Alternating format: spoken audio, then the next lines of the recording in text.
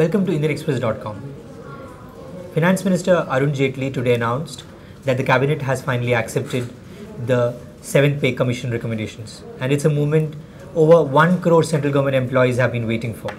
He said it's a historic pay rise for these guys, and I'm speaking to Udit to understand whether it's actually historic. It's funnily enough historic in the reverse sense, because it's one of the historic lows. If you look at the last pay commission, it gave around 54% increase. So in comparison to what has happened in the past, this is potentially the lowest ever hike. But that being said, given the state of the economy, it's not such a bad thing. As far as from macroeconomy point of view, it's a prudent step. Yeah. So Udit, what is going to be the impact on the economy at a macro level? Yeah, so I mean broadly, the immediate worry when you look at pay commission increases is what would happen to inflation. Now, given the fact that it is not as high an amount that was, say, in the 6th pay commission, this is likely to have a modest increase in the inflation. But the bigger worry would be on the fiscal deficit or the capital expenditure side. See, essentially, with the pay increase, the revenue expenditure of the government will go up. It's go up by around 0.7 of a GDP.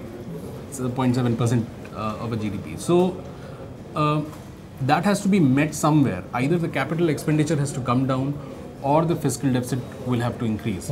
Now, if the finance minister has to stick to the fiscal deficit target, then somewhere the capital expenditure has to come down. Capital expenditure is essentially important at this current juncture because private enterprise, as we know, has been struggling. There's huge issues with debt, corporate debt, and banks are struggling. So the idea was that the government will pitch in, will push investment, and and if that suffers, that kind of capital expenditure, then it will have impact on growth. There will be another side, another way in which growth will be positively impacted though, which would be that this money will go out in the hands of these people and it would lead to a certain amount of increase in the growth. So that's broadly. So overall, again, as I said, macroeconomically, it's one of the better steps to take because you could not have delayed it. It's a decadal revision. Yeah. And is there any actual rider for the employees? Are they?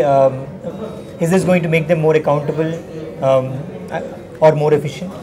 Yeah, sadly, that has never happened. It's not a direct, as against a private sector where it's very clearly marked between your performance and what you get.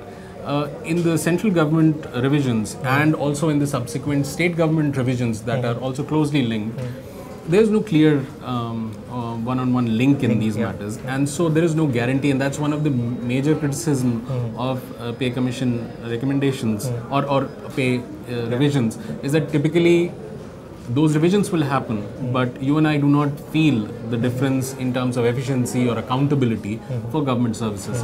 That is one big area, especially at a time like this when the economy is struggling and you're wondering how much to give to central government employees, and they are likely to maybe say that it's not as much as it has been given in the past.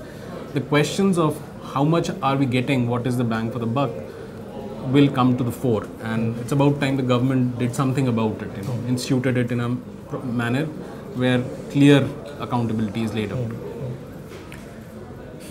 At the end of the day, this is a happy day for a crore of central government employees and pensioners, and we will keep you updated on more details on what the actual rise will be. Thank you for now.